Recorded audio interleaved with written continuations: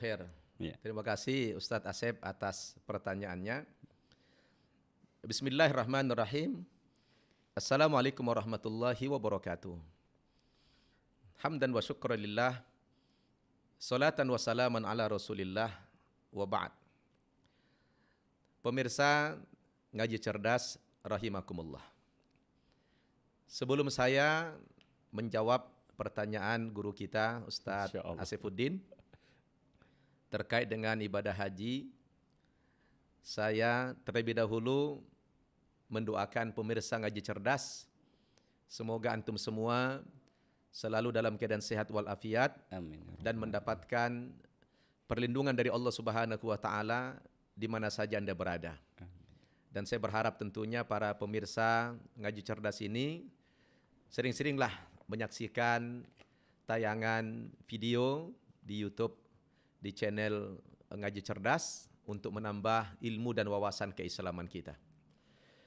Terima kasih Ustadz Asep sudah berkunjung kembali ke studio kita di An-Naba ini untuk yang kesekian kalinya, baik mewawancarai saya pribadi maupun berbincang-bincang dengan santri mu'allaf kita.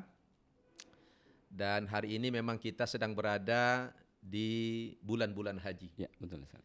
Sebagaimana Allah Subhanahu wa taala berfirman dalam Al-Qur'an surat Al-Baqarah. A'udzu billahi minasyaitonir rajim.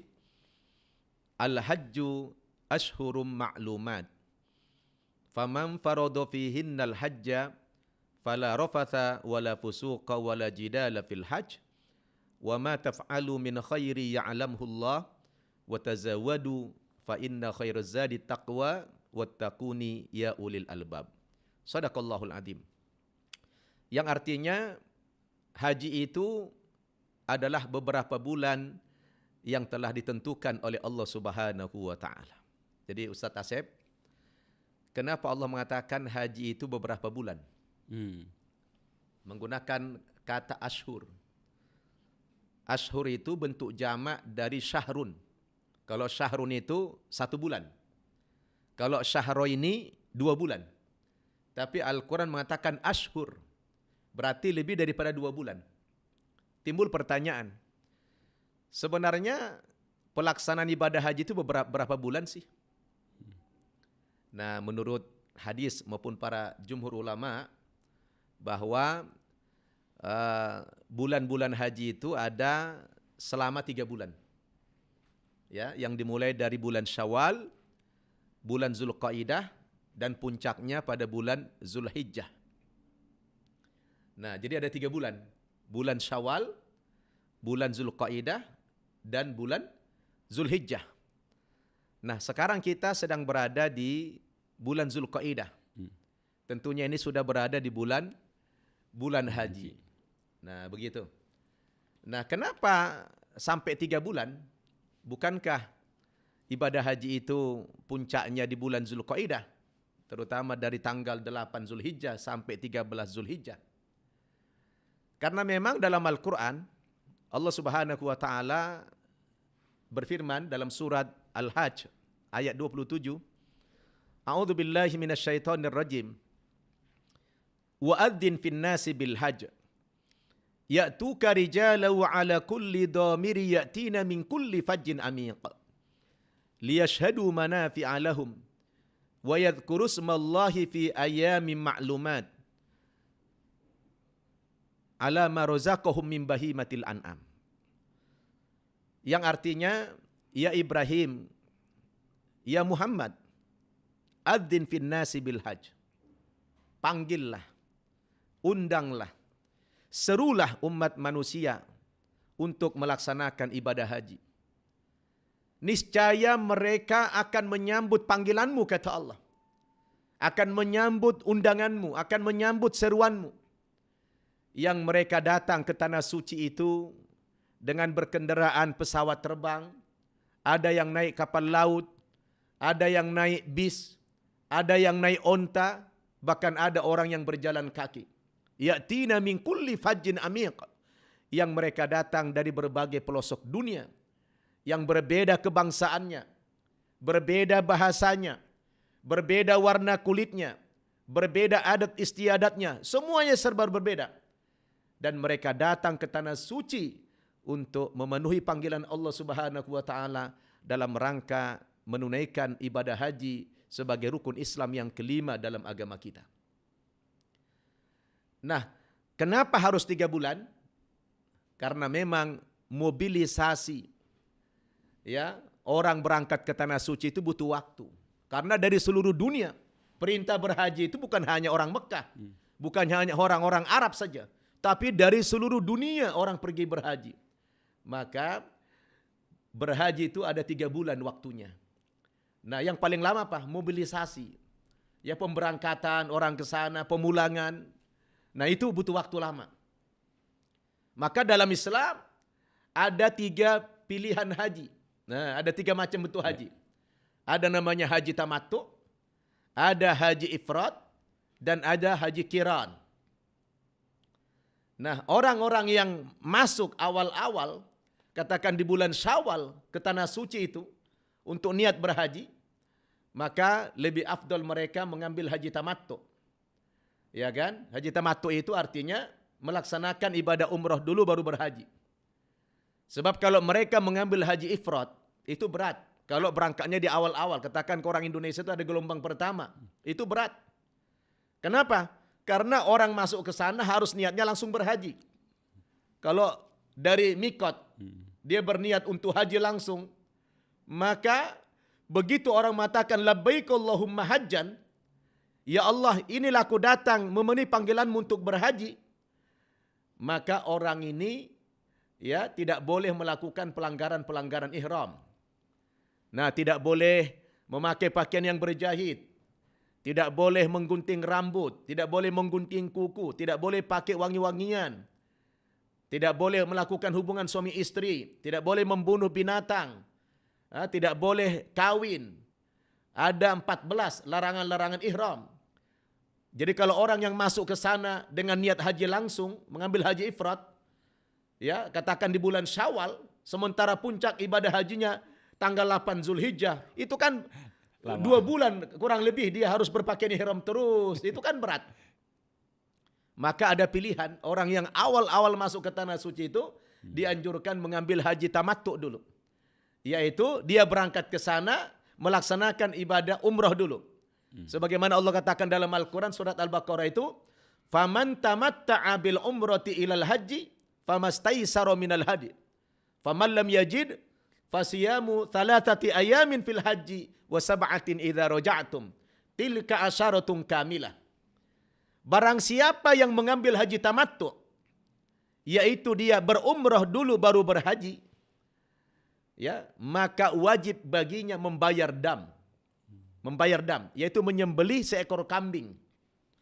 Ya kan? Jadi orang yang mengambil haji tamattu itu, dia pergi ke sana umrah dulu. Jadi dari mikot dia niatnya apa? Labbaik Allahumma umrotan. Umrah untuk haji, haji tamattu namanya.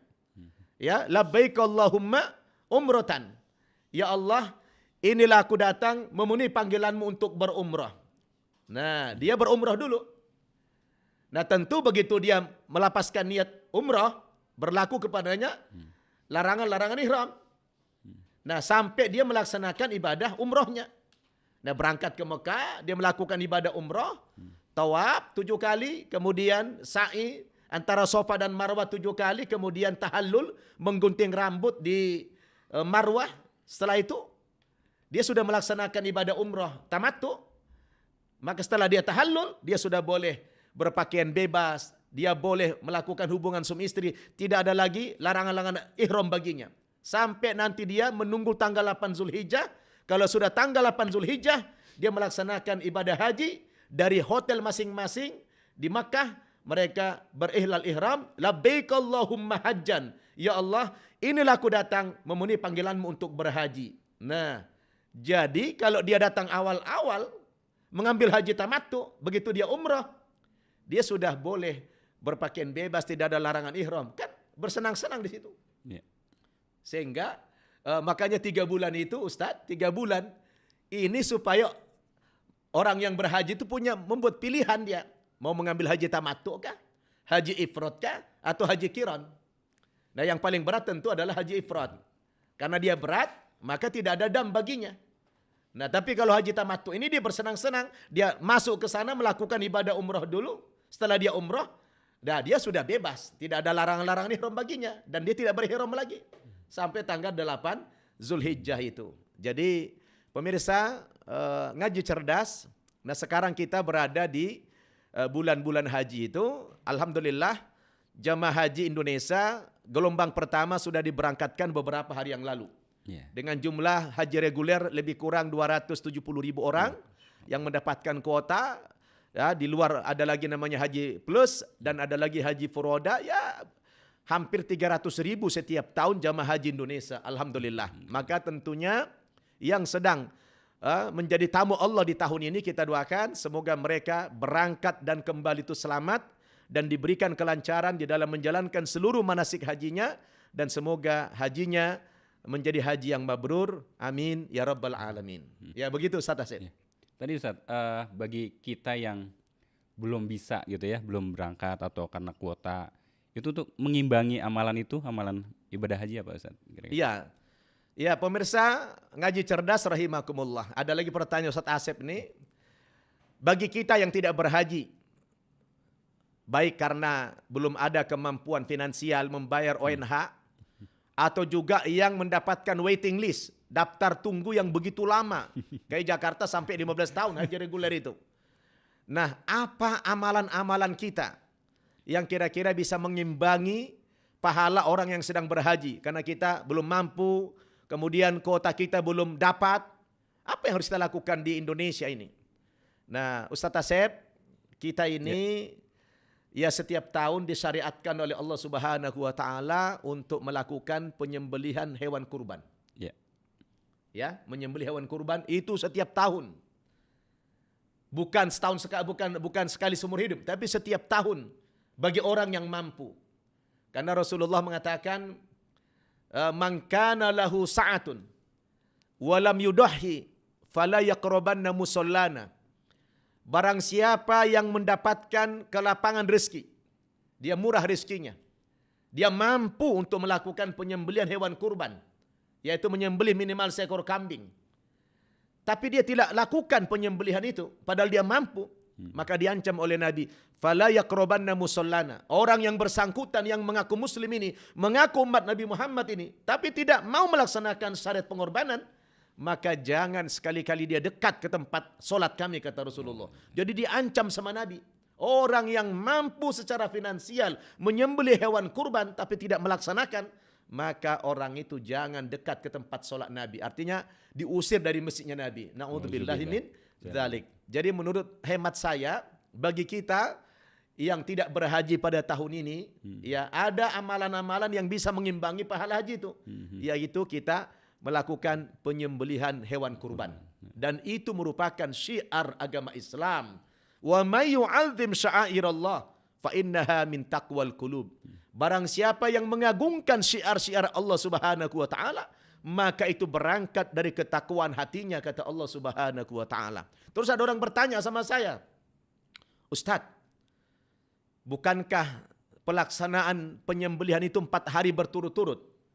Yang pertama tanggal 10 yang dikatakan ya Yaumun Nahar, hari penyembelihan. Kemudian 3 hari lagi Ayyamut Tasyrik, tanggal 11, 12, 13 Zulhijjah. Berarti 4 hari berturut-turut. Ustaz, bukankah itu kita terlalu mubazir daging?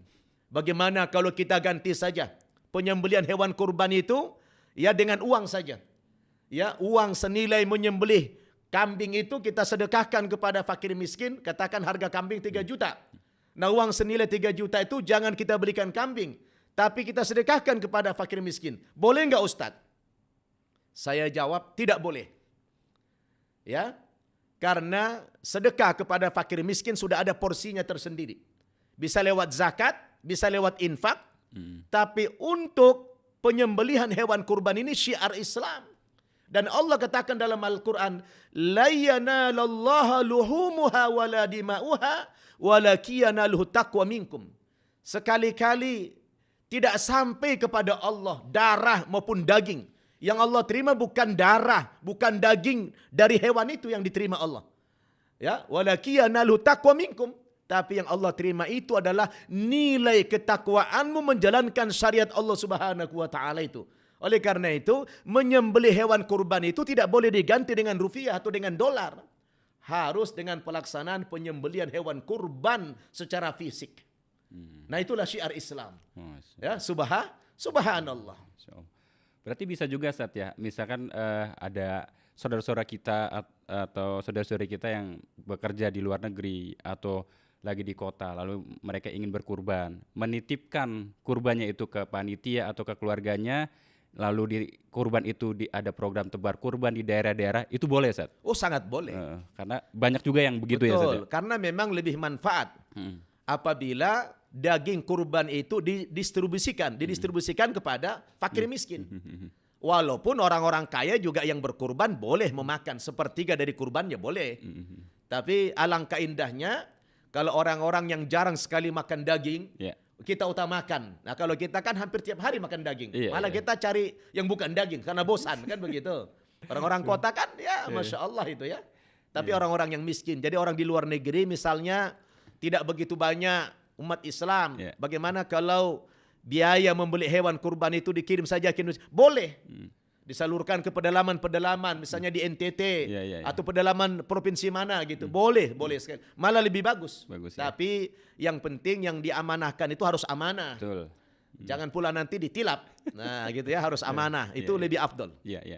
Karena kan sekarang banyak juga Ustadz di pedalaman ya atau di daerah-daerah yang rawan kristenisasi, pemurtatan. Itu juga mereka bisa juga ke sana Ustadz ya. Kalau Ustadz punya pengalaman waktu di NTT tuh kurban, karena di sana kan minoritas gitu. Iya. Jadi saya setiap tahun itu memang melakukan penyembelihan hewan kurban itu saya pilih daerah-daerah terpencil.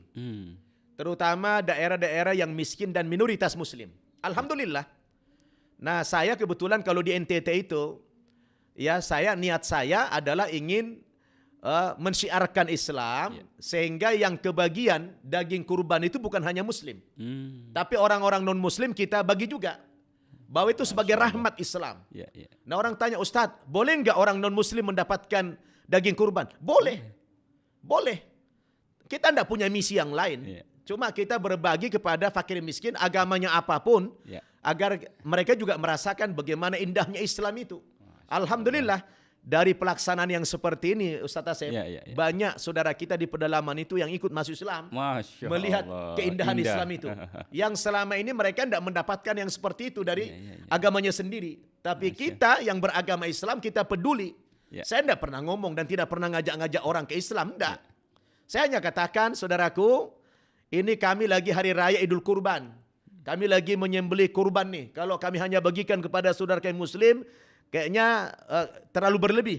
Nah, antum-antum ini yang walaupun non muslim kami bagi, kami tawarkan dulu, mau terima tidak? Oh, mereka senang.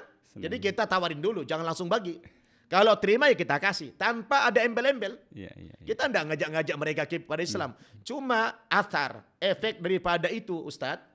Seringkali orang datang kepada saya, Ustadz Nababan, saya lihat ini, saya tertarik dengan Islam. Karena Islam itu ajarannya pengasih, penyayang, peduli terhadap orang-orang yang tidak mampu. Seperti yang Anda lakukan. Jadi ini kebenaran. Jadi mereka tersentuh dengan ajaran kasih sayang dalam Islam itu. Karena kita konkret. Kita bukan hanya teori. Kasihilah sesamamu seperti dirimu sendiri. Itu bukan hanya teori, tapi konkret dalam Islam. Coba lihat dalam Islam itu. Ada namanya zakat. Ada namanya kurban. Ada namanya infak. Sampai ada ancaman dari Quran. Ara'aital ladzi yukadzibu biddin fadzalikal ladzi yad'ul yatim wa la yahuddu ala tu'amil miskin. Tahu enggak kamu siapa pendusta agama itu? Pendusta agama bukan orang yang tidak salat, bukan orang yang tidak puasa. Tapi pendusta agama itu kata Allah, orang yang pergi haji, orang yang salat, orang yang puasa dan dia mampu tapi tidak peduli terhadap orang-orang anak yatim dan orang-orang yang miskin. Apapun agamanya, tidak peduli agamanya apa. Kita harus peduli terhadap kemanusiaan. Sampai diancam oleh Quran pendusta agama, orang yang tidak peduli sama anak yatim dan orang-orang miskin. Jadi artinya Islam itu konkret, tidak teori saja Ustaz. Ya, inilah Islam. Maka orang non muslim melihat Islam dari aspek ini luar biasa. Masya Allah. Islam rahmatan lil alamin. Rahmatan lil Terasa ya, alamin. Ustaz, ya. Subhanallah. Masya Allah. Silakan sahabat ngaji cerdas yang mempunyai kelebihan harta segera berkurban ya, Ustaz Betul, ya, insya betul. Allah. Tidak ada alasan lagi. Ya, benar. Kalau ada di luar negeri dimanapun bisa kirim transfer ke keluarganya atau ke panitia-panitia kurban Betul. di, Betul. apalagi di pedalaman ya begitu ya. Ustaz, tadi Ustaz menyinggung tentang kurban gitu ya. Nah, Ustadz ini kan dikenal sebagai bapaknya para mualaf ini. Iya, betul. Banyak memualafkan orang dan Masya Allah, lulusan-lulusannya udah pada jadi ustadz ya Masya Allah. Nah Ustadz, sebagai Ustadz dikenal sebagai di masyarakat sebagai bapaknya para mualaf dan juga mantan penganut agama Nasrani gitu ya. Bagaimana pandangan Ustadz atau perspektif Ustadz tentang kurban ini, tentang kurban Ibrahim dari perspektif Al-Quran dan Injil? Gitu, Subhanallah. Pemirsa ngaji cerdas rahimakumullah. Ini pertanyaan yang menarik dan cukup berat bagi saya ini pertanyaan, ya. Masya Allah. Ya, sampai hari ini masih melekat dalam diri saya, dipanggil orang saya bapaknya para mu'alaf. Udah 30 tahun lebih saya menjadi muslim masih mu'alaf terus saya dipanggil. Mu'alaf terus gitu. Iya, mungkin karena saya banyak mengislamkan orang dan memiliki pesantren mu'alaf sehingga selalu melekat gelar itu kepada saya. Ya, enggak apa-apalah. Ya, itu terserah masyarakat mau julukin apa, saya terserah aja gitu ya. Iya. Nah, pertanyaan Ustadz Asep ini menarik sekali. Bagaimana pandangan saya tentang ibadah kurban? Ya, ditinjau dari perspektif Al-Quran maupun Injil. Nah, kira-kira begitu ya? Iya. Ya baik. Ustadz Asep dan pemirsa ngaji cerdas rahimakumullah. Berbicara tentang kurban. Kita bahas dulu kurban secara bahasa. Ya. Kurban itu bahasa Arab yang diambil dari kata qariba yaqrubu kurban, yang artinya ya dekat. Nah, dekat. Jadi secara bahasa qariba itu dekat. Nah, dalam peristilahan ya tentunya kurban itu adalah mendekatkan diri kepada Allah Subhanahu wa taala. Tentu kurban yang dimaksud di sini ada sarana. Ada sarana. Jadi ada sarana yang dikurbankan dalam rangka mendekatkan diri kepada Allah Subhanahu wa taala. Yaitu ya tentunya dalam konteks ini adalah berkurban hewan binatang. Sebenarnya kalau kita bicara kurban, kurban ini bukan hal yang baru dalam sejarah. Ya. Karena sejak dari zaman Nabi Adam, perintah berkurban itu sudah ada. Yaitu yang dilakukan oleh dua orang putranya Nabi Adam, Qabil dan Habil. Sebagaimana diabadikan dalam Al-Quran, surat Al-Baqarah, surat Al-Maidah ayat 27. A'udzubillahi minasyaitonirrajim.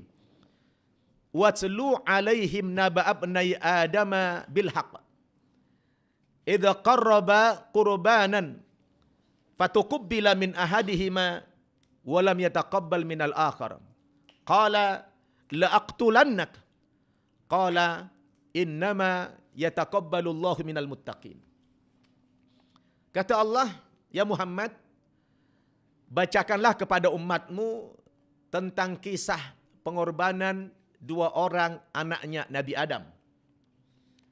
Ketika mereka berdua melakukan pengorbanan anak Adam ini, yaitu Qabil dan Habil. Qabil ini anak yang tertua, Habil ini anak yang kedua. Dua orang putra Nabi Adam ini melakukan pengorbanan kepada Allah Subhanahu wa taala. Yang mana mereka mengorbankan dari hasil usahanya sendiri. Nah, dulu Qabil ini dia seorang petani. Ya, seorang petani tentu yang dia korbankan hasil pertaniannya. Sedangkan Habil dia seorang peternak. Maka yang dia korbankan adalah hasil ternaknya. Satu hari mereka berdua mengorbankan dari hasil usahanya masing-masing. Mereka pergi ke gunung. Qabil ini membawa kurban pertanian dari hasil pertaniannya dan Habil membawa kurban dari hasil ternaknya. Nah, ternyata dari dua putra Adam ini, Qabil dan Habil, hanya salah seorang yang diterima pengorbanannya oleh Allah. Fatukubbila min ahadihima walam yataqabbal minal akhar. Allah mengatakan menerima salah seorang pengorbanan dari anaknya Nabi Adam dan tidak menerima dari anaknya yang lain. Nah, dalam tafsir yang diterima itu pengorbanan adalah Habil. Qabil ditolak sama Allah Subhanahu wa taala. Kemudian ditutup ayat itu, innama yataqabbalullahu minal muttaqin. Sesungguhnya Allah Subhanahu wa taala hanya menerima pengorbanan yang dasarnya takwa kepada Allah Subhanahu wa taala. Nah, boleh jadi kenapa ditolak kurbannya Qabil? Mungkin dulu dia dasarnya tidak takwa kepada Allah, dia terpaksa. Jadi bukan persoalan apa yang dikorbankan, ya, bukan apa yang dikorbankan, tapi niat seseorang dalam berkorban itu dasarnya adalah takwa karena Allah Subhanahu wa taala. Nah, Habil diterima kurbannya tentu karena dia takwa kepada Allah Subhanahu wa taala. Jadi bercerita tentang kurban ini memang sudah ada dari zaman keturunan Adam yang pertama, Qabil dan Habil.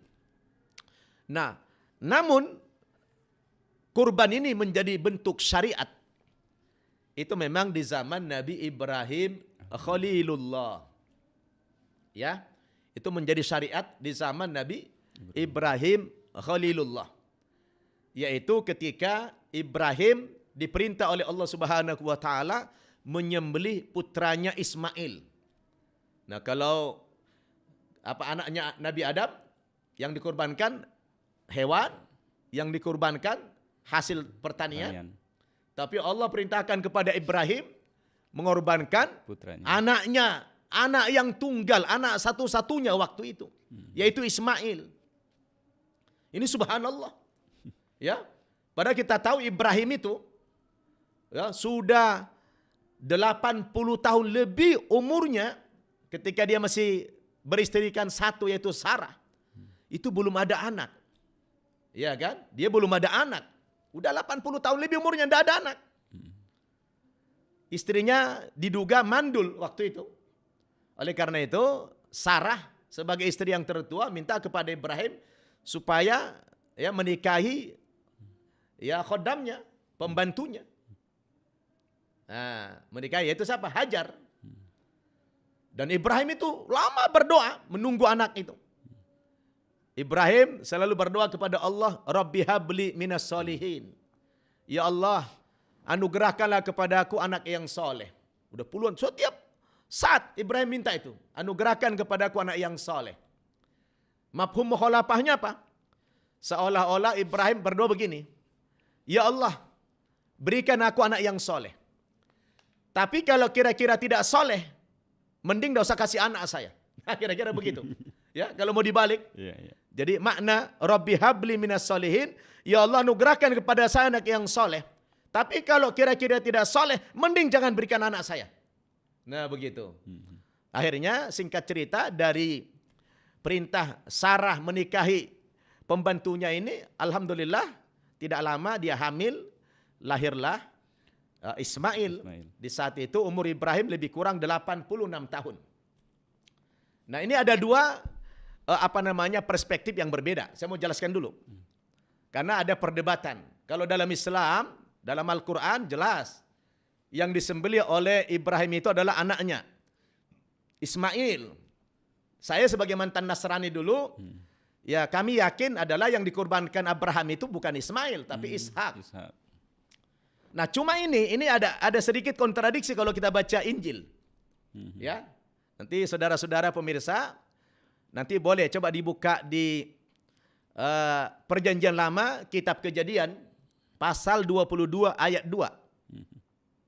Di mana Tuhan berfirman kepada Abraham.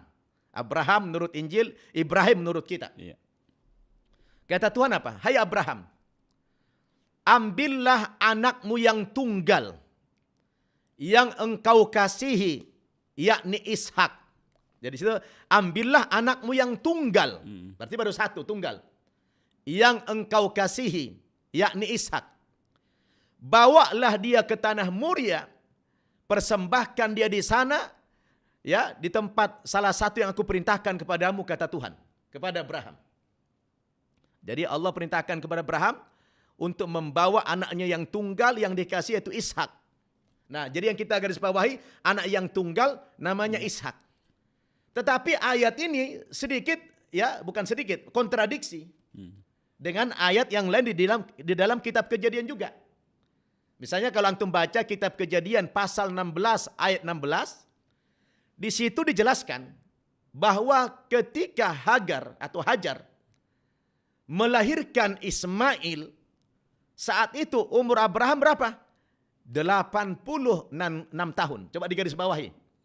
Ya, dalam kitab Kejadian pasal 16 ayat 16 dijelaskan ketika Hajar melahirkan Ismail, umur Abraham 86 tahun. Ya. Lalu coba kita baca dalam kitab Kejadian pasal 21 ayat 5. Kitab Kejadian pasal 21 ayat 5 dikatakan ketika Sarah melahirkan Ishak, umur Abraham 100 tahun. Nah ini. Jadi ketika Sarah melahirkan Ishak, umur Abraham berapa? 100 tahun. Ketika Hajar melahirkan Ismail, umur Abraham berapa? 86 tahun. Berarti ada selisih umur berapa? 14 tahun. Siapa lebih tua? Ismail. Ismail lebih tua daripada Ishak. Artinya lebih dulu lahir. Ismail daripada Ishak. Selisih umurnya 14 tahun. Pertanyaan, kenapa dalam kitab Kejadian pasal 22 ayat 2 dikatakan, hai Abraham, ambillah anakmu yang tunggal. Anakmu yang tunggal nih. Berarti baru satu, belum ada saudaranya. Yang engkau kasihi yakni Ishak. Pertanyaannya, kenapa anak yang tunggal ditujukan kepada Ishak? Kok bukan anak yang lebih dulu lahir? Bukankah Ibrahim punya dua anak?